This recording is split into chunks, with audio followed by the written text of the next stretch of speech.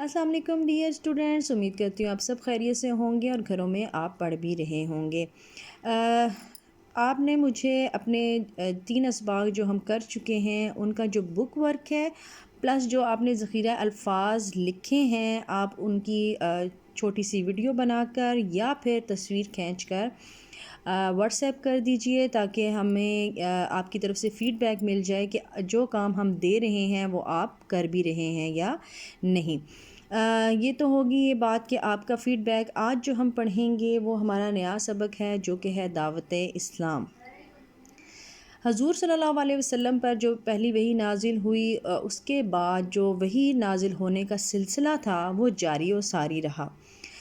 مختلف اوقات میں آپ پر وحی نازل ہوتی رہی اور پھر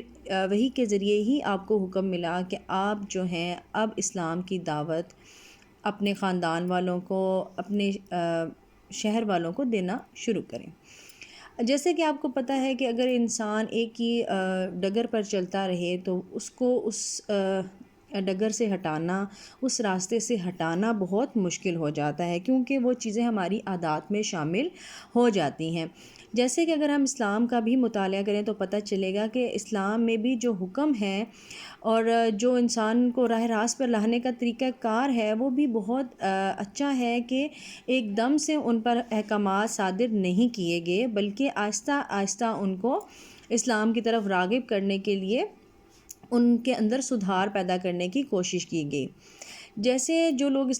پہلے آپ کو جیسے پتہ ہے کہ عرب کے جو لوگ تھے وہ جہالت میں ڈوبے ہوئے تھے، شراب نوشی، جوا، یہ سب عام تھا۔ تو جب نماز کا بھی حکم پہلے آیا تھا تو یہی حکم دیا گیا تھا کہ نشے کی حالت میں نماز مت پڑھو، یعنی کہ انہیں ایک دم شراب چھوڑنے کا نہیں کہا گیا، کیونکہ اگر ایک دم سے انہیں یہ کہا جاتا کہ شراب حرام ہے، آپ نہیں پی سکتے، تو شاید لوگ اس اسلام کو ماننے سے انکار کر دیتے یا نماز پڑھنے سے انکار کر دیتے۔ تو لوگ بخوشی راضی ہو گئے کہ چلو شراب پینے کی تو اجازت ہے، صرف یہی کہا گیا ہے نا کہ نشے کی حالت میں نماز نہیں پڑھنی۔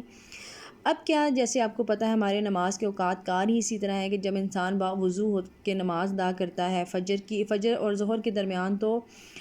تھوڑا گیپ موجود ہے، لیکن ظہر، عصر، مغرب، عشاء یہ تقریباً کم وقفے کے ساتھ ادا کی جاتی ہیں۔ تو جب لوگ باوضو ہوتے تھے پھر وہ ان کا ارادہ نہیں کرتے تھے شراب پینے کا، کیونکہ انہیں جب انسان باوضو ہوتا ہے تو وہ خود ہی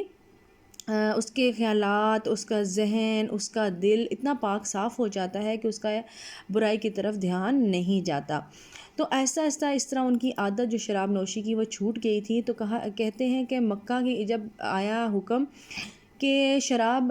حرام ہے، شراب پینی ہی نہیں ہے، تو مکہ کی گلیوں میں شراب لوگوں نے بہا دی اندر، جو انہوں نے جمع کی ہوئی تھی، کہ انہوں نے اب اس حکم کو مان لیا تھا، کیونکہ ان کے اندر سے یہ عادت شراب نوشی کی ختم ہو گئی تھی۔ تو اسلام بھی اسی طرح پھیلا کہ آہستہ آہستہ لوگوں میں شعور پیدا کیا گیا، ایک دم سے ان کو جس راستے پہ وہ چل رہے تھے نہیں ہٹایا گیا، بلکہ آہستہ آہستہ تبلیغ کی گئی اور انہیں اس بات کے لیے رضامند کیا گیا کہ اللہ ایک ہے اور اس کے سوا کوئی معبود نہیں ہے۔ جب آپ صلی اللہ علیہ وسلم کو حکم دیا گیا کہ اب آپ اسلام کی دعوت دیں، تو آپ صلی اللہ علیہ وسلم نے سب سے پہلے اپنے خاندان والوں کو جمع کیا، جن پر آپ کو اعتبار تھا کہ یہ لوگ میری بات مان لیں گے یا جو میں انہیں بتاؤں گا وہ اس پر یہ یقین بھی رکھیں گے۔ تو آپ نے سب کو جمع کیا اور ان کو کھانا کھانے کے بعد جو ہے اسلام کی دعوت دی، انہیں بتایا کہ میں اللہ تعالیٰ کا آخری نبی ہوں اور اللہ تعالیٰ صرف ایک ہے اور تم اس پر ایمان لے آؤ۔ تو اس وقت تمام خاندان والے خاموش رہے، صرف حضرت علی رضی اللہ تعالیٰ عنہ جو ہیں وہ حضور صلی اللہ علیہ وسلم کے چچا زاد بھائی بھی تھے، وہ کھڑے ہو گئے اور انہوں نے کہا بے شک میری ٹانگیں کمزور ہیں، مجھے آشوب چشم ہے، لیکن میں آپ صلی اللہ علیہ وسلم پر ایمان لاتا ہوں۔ بچوں میں سب سے پہلے حضرت علی نے ایمان لایا، عورتوں میں سب سے پہلے حضرت ختیجہ ایمان لائیں، اور مردوں میں سب سے پہلے حضرت ابوبکر صدیق آپ صلی اللہ علیہ وسلم پر ایمان لائے۔ اس کے بعد جب آپ کو کھلی دعوت کا حکم ملا کہ اب کھلے عام جو ہے اسلام کی دعوت دیں، تو آپ کوہ صفا پر یعنی کہ صفا کے پہاڑ پر چڑھ گئے، اور آپ صلی اللہ علیہ وسلم نے تمام لوگوں کو جمع کیا اور انہیں کہا کہ اگر میں تمہیں کہوں کہ اس پہاڑ کے پیچھے سے ایک لشکر آ رہا ہے جو تمہیں نیست و نابود کر دے گا، تو کیا تم اس بات پر یقین کرو گے؟ تو سب نے کہا ہم یقین کریں گے، کیونکہ آپ صادق اور امین ہیں، آپ سچے ہیں، آپ کبھی بھی جھوٹ نہیں بولتے۔ تو حضور صلی اللہ علیہ وسلم نے انہیں پھر بتایا کہ میں اللہ تعالیٰ کا آخری نبی ہوں، اور تم اللہ پر ایمان لے آؤ، کیونکہ اللہ تعالیٰ ایک ہے، اگر تم اللہ پر ایمان نہیں لاؤ گے تو عذاب نازل ہوگا۔ کھلے عام دعوت دینے کے بعد جو ہے بہت سے مشرکین مکہ جو ہیں وہ آپ صلی اللہ علیہ وسلم کے خلاف ہو گئے تھے، آپ صلی اللہ علیہ وسلم کو طرح طرح کی اذیتیں دیتے تھے، انہیں تنگ کرتے تھے تاکہ وہ اسلام کی تبلیغ جو ہے وہ چھوڑ دیں، لیکن حضور صلی اللہ علیہ وسلم ثابت قدم رہے اور انہوں نے اسلام کی تبلیغ کا کام جو ہے جاری و ساری رکھا۔ آج ہم اسی سبق کی پڑھائی کریں گے اور اس کے ذخیرہ الفاظ بھی یاد کریں گے اور لوشش پر لکھیں گے بھی۔ یہ آپ کا سبق ہے اسلام کی دعوت، جو کہ صفحہ نمبر 26 پر ہے۔ صفحہ نمبر 26 کھول لیجئے۔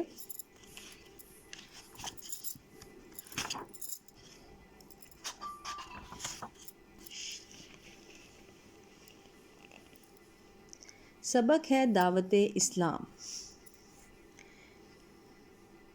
پہلی وحی کے بعد حضرت جبرائیل آپ صلی اللہ علیہ وسلم کے پاس اللہ تعالیٰ کے پیغام لاتے رہے۔ جب اللہ تعالیٰ کی طرف سے آپ صلی اللہ علیہ وسلم کو حکم ملا کہ اپنے قریبی لوگوں کو اسلام کی دعوت دیں، تو آپ صلی اللہ علیہ وسلم نے سب سے پہلے اپنے قریبی لوگوں کو اسلام کی دعوت دی، کیونکہ کفار مکہ صدیوں سے ایک ہی طریقے سے زندگی بسر کر رہے تھے، ایک دم سے تبدیلی ان کے لیے ممکن نہ تھی۔ تو اس پیراگراف میں کیا بتایا گیا ہے کہ اللہ تعالیٰ کا پیغام حضرت جبرائیل علیہ السلام لگاتار آپ صلی اللہ علیہ وسلم کے پاس لا رہے تھے، اور پھر اللہ تعالیٰ کی طرف سے جب حکم ہوا کہ اپنے قریبی لوگوں کو اسلام کی دعوت دیں، تو آپ صلی اللہ علیہ وسلم نے اپنے تمام خاندان والوں کو دعوت پر بلایا، کیونکہ آپ صلی اللہ علیہ وسلم کو پتہ یہ بات بھی معلوم تھی کہ کفار مکہ جو صدیوں سے ایک ہی طریقے یعنی کہ جو وہ بتوں کی پوجا کر رہے تھے، ایک دم سے ان کو اس تبدیلی جو ہے وہ ماننے کو وہ تیار نہ ہوتے، اس لیے انہوں نے سب سے پہلے اپنے خاندان والوں کو جمع کیا تاکہ ان کو اعتماد میں حاصل کر سکیں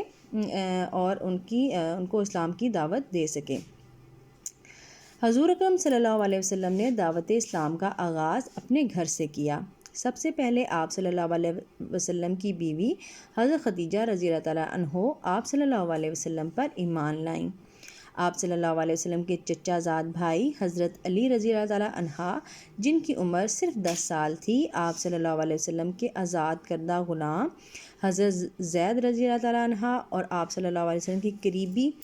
ساتھی اور دوست حضرت ابوبکر صدیق بھی فوراً ایمان لے آئے۔ اب جب دعوت دی انہوں نے اسلام کی سب لوگوں کو اکٹھا کر کے، تو ان میں سب سے پہلے جس سے میں نے آپ کو بتایا تھا کہ حضرت ختیجہ، عورتوں میں سب سے پہلے حضرت ختیجہ ایمان لائی تھیں، بچوں میں سب سے پہلے حضرت علی، اور مردوں میں ان کا جو آزاد کردہ غلام تھا حضرت زید، اور قریبی دوست ابوبکر صدیق جو ہیں وہ فوراً ایمان لے آئے۔ حضرت ابوبکر صدیق تاجر تھے جو اپنی شرافت اور نیک نیتی کی وجہ سے قریش میں مشہور تھے۔ ان کی کوششوں سے اور بھی کچھ اور لوگ بھی مسلمان ہوئے، ان میں حضرت عثمان بن عفان، حضرت زبیر بن عوام، حضرت عبد الرحمن بن عوف، حضرت سعد بن ابی وقاص اور حضرت طلحہ شامل ہیں۔ ابتدائی 3 سالوں میں تبلیغ کا کام خفیہ اور بہت احتیاط سے جاری رہا۔ اب حضرت ابوبکر صدیق کے بارے میں بتایا گیا کہ وہ تاجر تھے، یعنی کہ بزنس مین تھے، تجارت کرتے تھے، اور اتنے شریف اور نیک نیت، یعنی کہ ان کے دل میں کسی کے لیے کوئی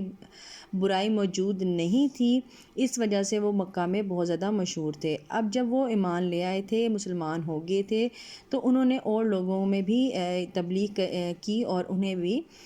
مسلمان کیا، جیسے جن میں حضرت عثمان، حضرت زبیر، حضرت عبد الرحمن بن عوف، حضرت سعد بن ابی وقاص اور طلحہ بھی شامل ہیں۔ اب یہ تبلیغ کا کام جو ہے خفیہ طریقے سے، یعنی کہ کسی کو پتہ بھی نہ چلے، یعنی کہ کفار مکہ آپ صلی اللہ علیہ وسلم کے کیونکہ بہت بڑے دشمن تھے، اس لیے خفیہ طریقے سے انہوں نے یہ کام جاری و ساری رکھا، اور یہ خفیہ تبلیغ کا کام 3 سال رہا۔ اس کے بعد آپ صلی اللہ علیہ وسلم کو جب حکم ملا کہ اعلانیہ جو ہے اب آپ تبلیغ کا کام کریں، تب انہوں نے کوہ صفا پر چڑھ کر تمام کفار مکہ کو جمع کر کے اسلام کی تبلیغ شروع کی تھی۔